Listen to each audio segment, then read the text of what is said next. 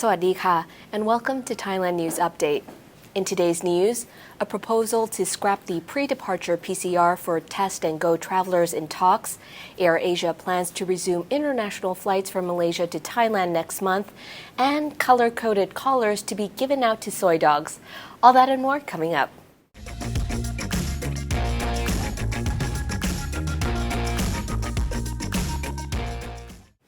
Thailand's Public Health Ministry is set to make a proposal to scrap the pre-departure PCR for Test and Go travelers, making entering the country at least a bit more convenient and less expensive. The proposal will need to be approved by the CCSA, which will meet again tomorrow, and is expected to discuss a number of topics, including possibly lifting the mask mandate and allowing bars to open.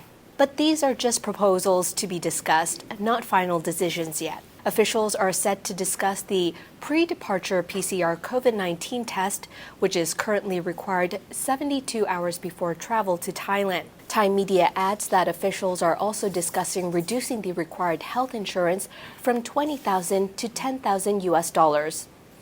But the on-arrival PCR test and Day 5 self-administered ATK test aren't up for discussion, it seems. The 10-day quarantine for unvaccinated travelers also appears to stay set, at least for the short to medium term. Reports also suggest officials will discuss declaring COVID-19 as an endemic once there are more updates from the World Health Organization.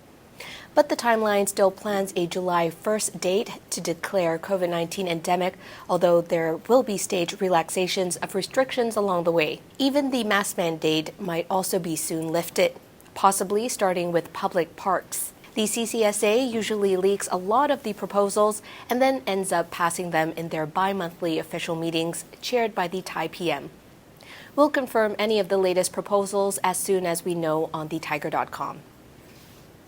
Police have raided a bar in Bangkok's Nana area and found that at least 3 teenage girls were offering sexual services. 2 were 15-year-olds and another just 14. A woman at the bar was arrested on child sex trafficking charges.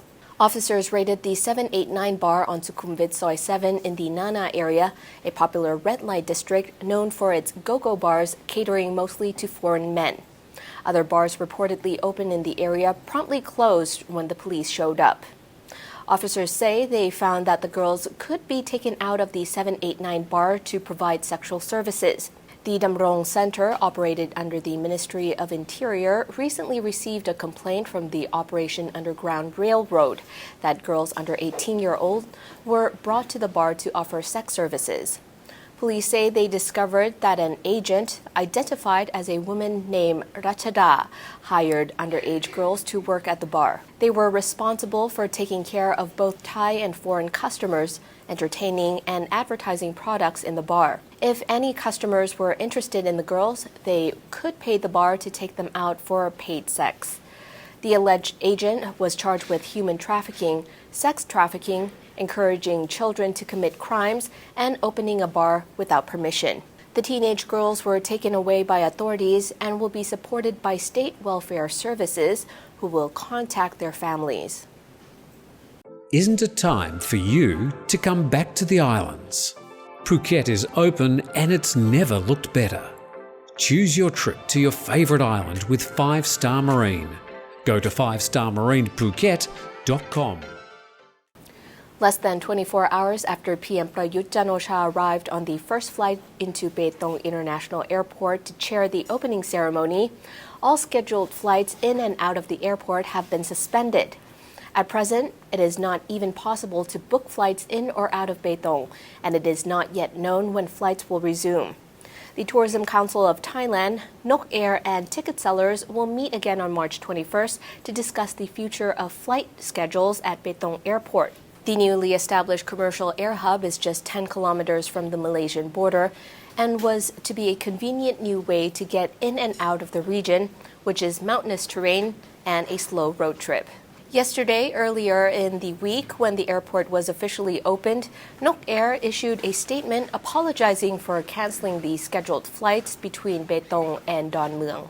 They said they'd only sold 11 tickets for travels on March 16th and only 4 tickets for March 18th. They said that due to high operating costs, it was not viable for the airline to go ahead with the flights. Only 10 passengers were aboard, and first flight into Betong Airport on March 14th, including PM Prayut Chan-o-cha, who chaired the airport's opening ceremony. While the government hoped that the opening of Betong Airport would increase tourism to the 3 southern border provinces, violence caused by the southern insurgency, which began in 2004, is still ongoing. The UK, US, and Australian government still advise against all but essential travel to Pattani, Yala, Narathiwat, and southern Songkhla province due to high levels of violence in this area. Whilst we're on the many changes to air travel in the region, AirAsia plans to resume international flights from Malaysia to Thailand with 3 new routes opening in April and May.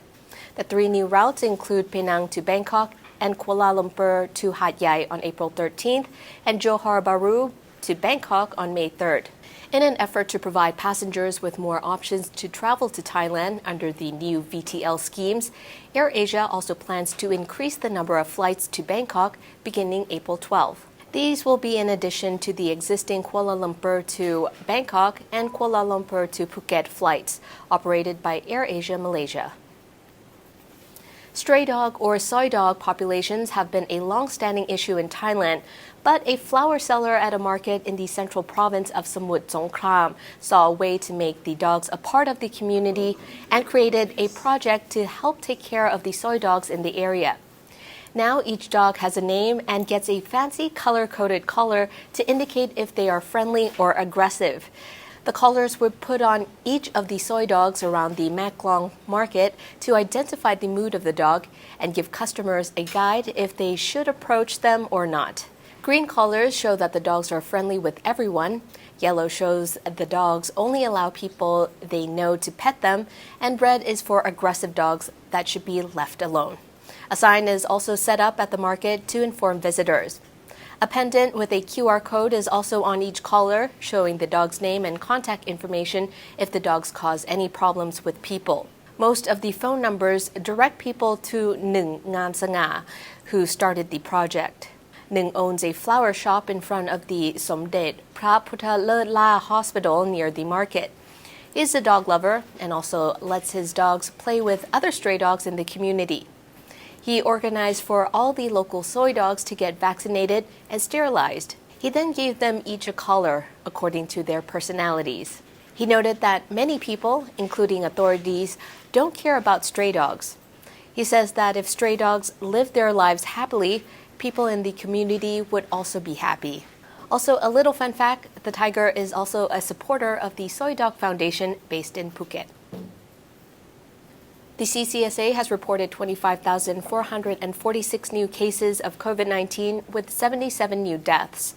According to the latest reports, there are currently 225,134 in care and 22,217 released from care within the past 24 hours. And that wraps up the morning news for today. Don't forget to subscribe to the channel to keep up with all the latest news around Thailand and the region. Also, click on the boxes here to watch other interesting shows that we have lined up for you. I'm Natty from the Thaiger. Sawadee ka.